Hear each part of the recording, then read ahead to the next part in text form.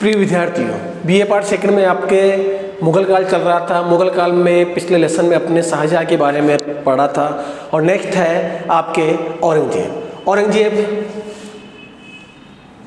शाहजहाँ का पुत्र था जिसका जन्म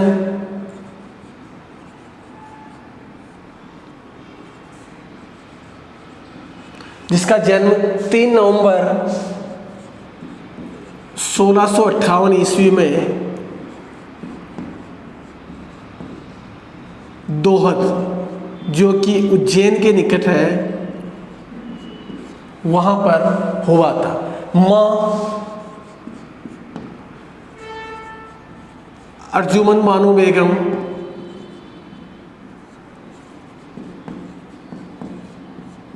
जो कि आसफ खां की पुत्री थी, नूरजहाँ के भाई की, और इतिहास में मुमताज महल के नाम से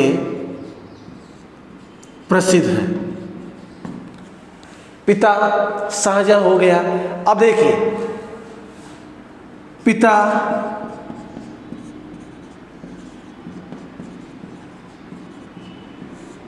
शाहजहाँ।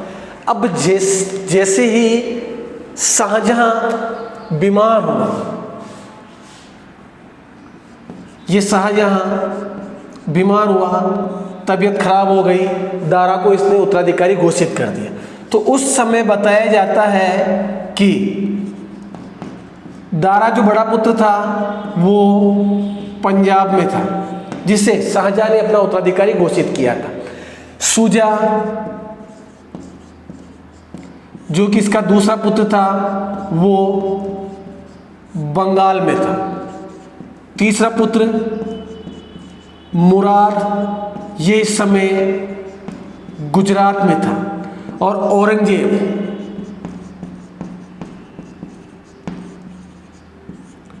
इस समय दक्षिण में था, और ये यहाँ के क्या थे, सूबेदार थे, जो शाहजहाँ ने इन्हें जिम्मेदारी दी थी। अब क्या हुआ, जैसे ही इनको सूचना मिली कि शाहजहाँ बीमार है और अब अंतिम समय निकट आ चुका है, इन चारों ने ही अपने को सम्राट घोषित कर दिया। हालांकि दारा को तो शाहजहाँ ने ही सम्राट घोषित कर दिया था, लेकिन बाकी तीनों ने भी खुद को सम्राट घोषित कर दिया। और क्या किया, आगरा की ओर रवाना हो गए। कहाँ रवाना हुए, आगरा रवाना हो गए। अब इसमें औरंगजेब जो था यह बड़ा ही कूटनीतिज्ञ था। इसने क्या किया, औरंगजेब ने मुराद को पक्ष में कर लिया।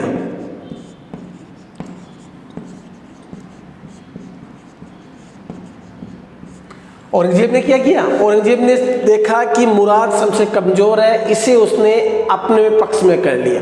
और इसके अलावा औरंगजेब को इसकी जो बहन थी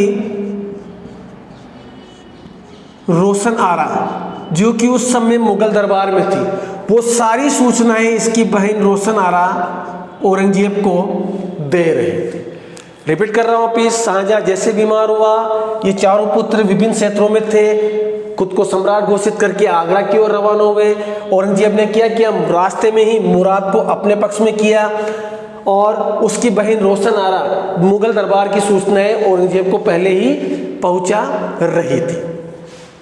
अब देखिए, इसके पश्चात क्या होता है, औरंगजेब के पक्ष में हो ही गया मुराद। अभी यहां से उत्तराधिकार संघर्ष प्रारंभ होता है।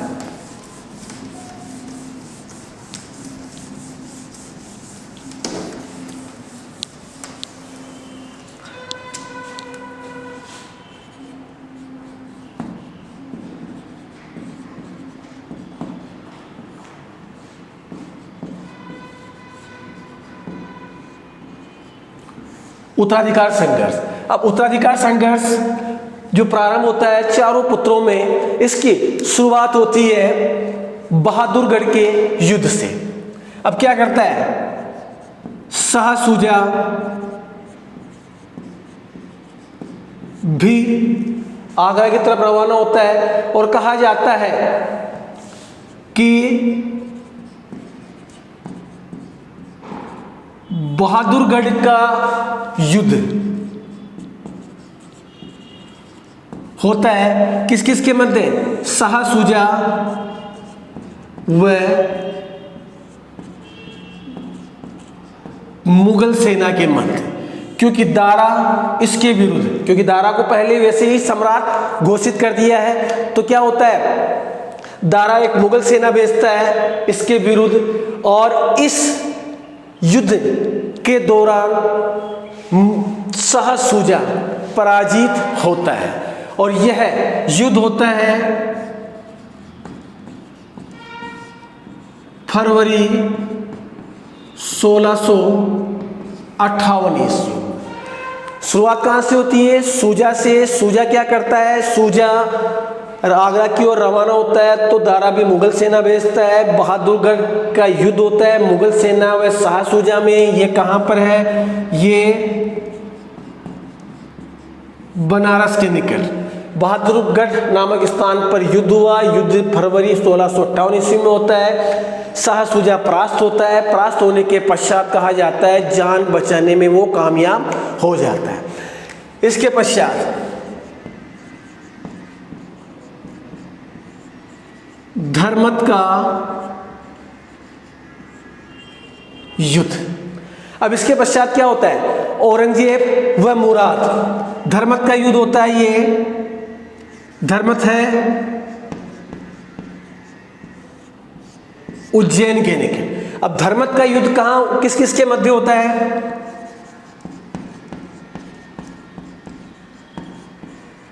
औरंगजेब मुराद एक पक्ष में होते हैं, और दूसरे पक्ष में कौन होता है? जसवंत सिंह, जो कि मारवाड़ का शासक होता है, और कासिम खां। क्यों?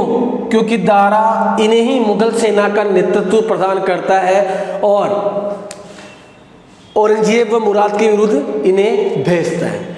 इसके पश्चात कहा जाता है यह युद्ध होता है अप्रैल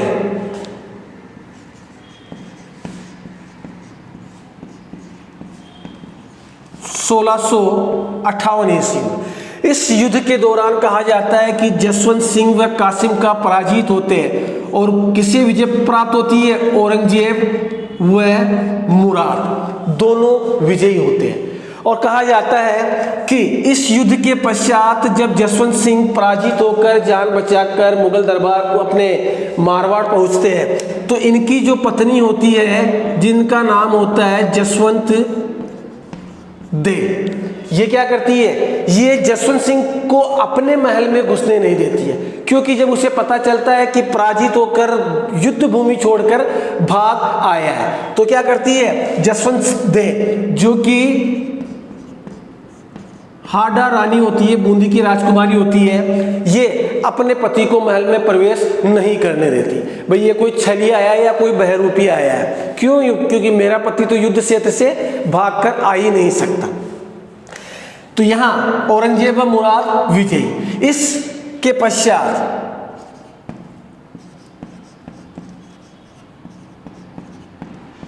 सामूगढ़ का युद्ध, यह बहुत ही महत्वपूर्ण युद्ध है। सामूगढ़ का युद्ध ये आगरा के निकट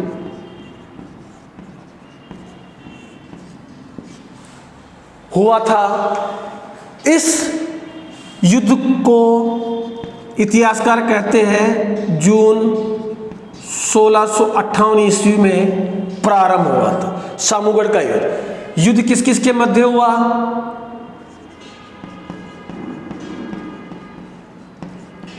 औरंगजेब व दारा के मध्य। इस युद्ध में दारा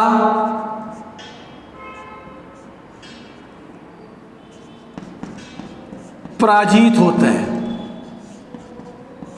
और पराजित होने के पश्चात अपनी जान बचाने में वो कामयाब हो जाता है। और इस युद्ध के पश्चात औरंगजेब क्या करता है? औरंगजेब पहले तो शाहजहां को कैद करता है,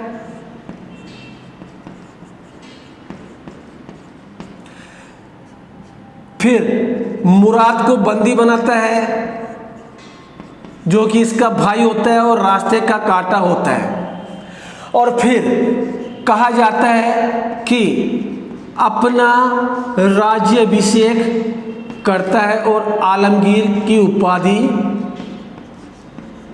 धारण करता है। तो प्रथम राज्याभिषेक इस सामूगढ़ के युद्ध में विजय के पश्चात करता है। रिपीट कर रहा हूं आपको, उत्तराधिकार संघर्ष पहले शाह शुजा शुरुआत करता है। मुगल सेना और शाह शुजा के मध्य बहादुरगढ़ का युद्ध होता है जो कि बनारस के निकट है, फरवरी 1658 ईस्वी में। शाह शुजा पराजित हो जाता है, ये पराजित। फिर उसके पश्चात धर्मत का युद्ध, औरंगजेब व मुराद एक पक्ष होता है, जसवंत सिंह व कासिम का विपक्ष में, जो मुगल सेना का नेतृत्व करते हैं। धर्मत उज्जैन के निकट क्या होता है, औरंगजेब मुराद विजय। जसवंत सिंह पराजित होने के पश्चात जब मारवाड़ पहुंचता है तो हाडी रानी महल में प्रवेश नहीं करने देते। ये एक जीके के हिसाब से महत्वपूर्ण क्वेश्चन। इसके पश्चात सामूगढ़ का युद्ध होता है, कहां पर, आगरा के निकट, जून 1658 ईस्वी में। इस युद्ध में बताया जाता है कि औरंगजेब व दारा के मध्य, और दारा पराजित होता है लेकिन बच निकलने में कामयाब हो जाता है। इसके पश्चात औरंगजेब क्या करता है, आगरा में प्रवेश करता है। आगरा में प्रवेश करने के पश्चात शाहजहां को कैद करता है। शाहजहां को कैद करने के पश्चात मुराद को भी बंदी बना लेता है, और फिर जुलाई 1658 में अपना राज्याभिषेक करता है।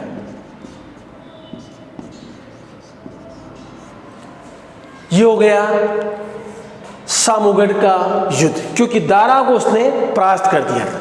इसके पश्चात खजवा का युद्ध होता है।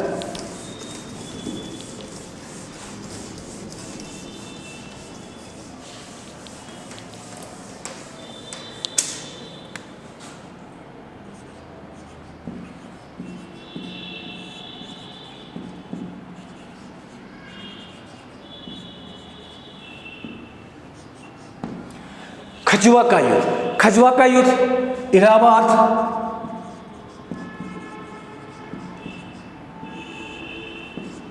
नाम के निकट स्थान है, वहां पर होता है जनवरी 1659 ईस्वी में।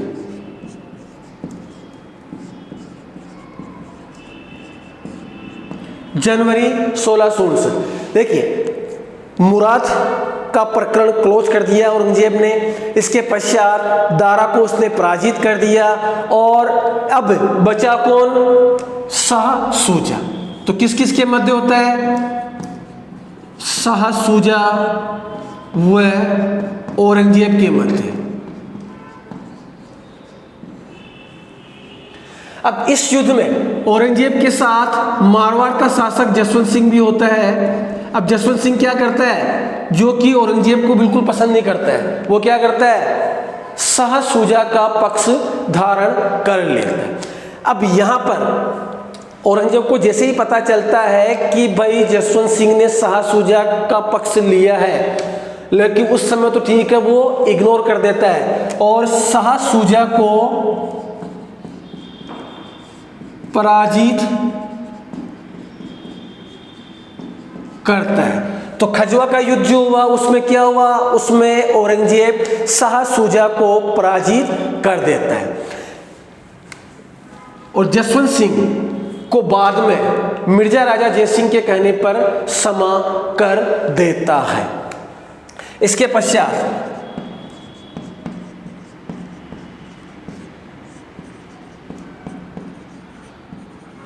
दोराई का युद्ध।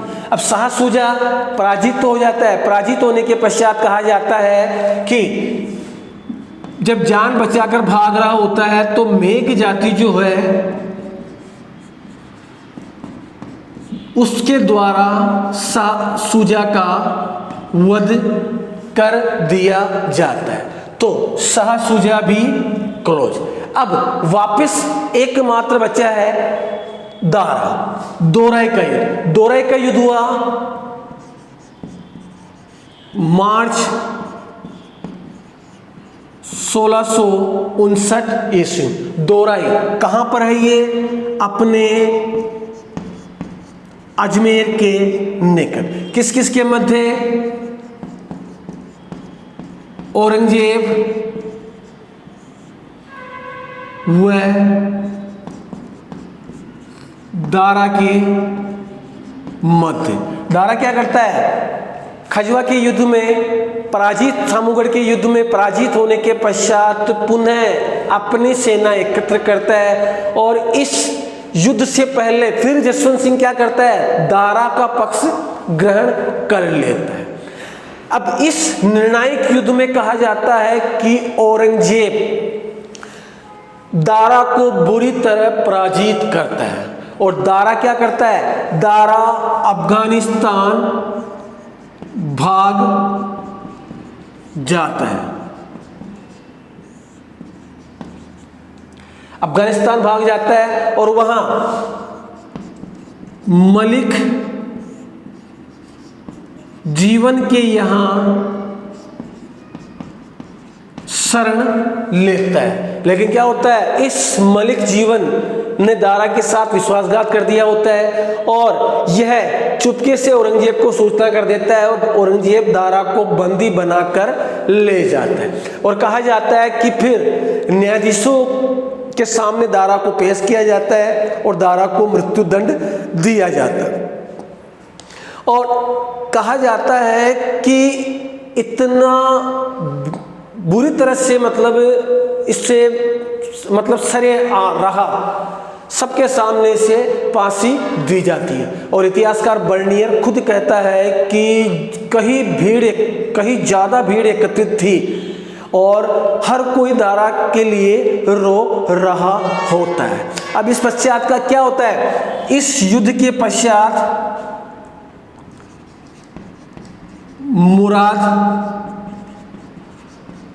की हत्या करता है। इसके पश्चात पुनः अपना राज्याभिषेक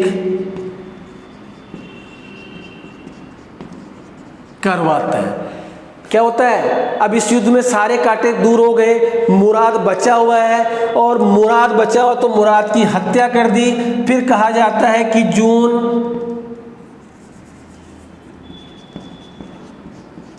1659 ईस्वी में पुनः अपना राज्याभिषेक औरंगजेब करवाता है। तो इस प्रकार आज के इस लेसन में अपने औरंगजेब की प्रारंभिक जानकारी, उत्तराधिकार संघर्ष में किस प्रकार औरंगजेब कूटनीतिक रूप से विजयी हुआ। हालांकि इतिहासकार कहते हैं कि दारा सबसे बेस्ट था, लेकिन औरंगजेब उससे एक मामले में आगे था, वो था कूटनीतिज्ञ।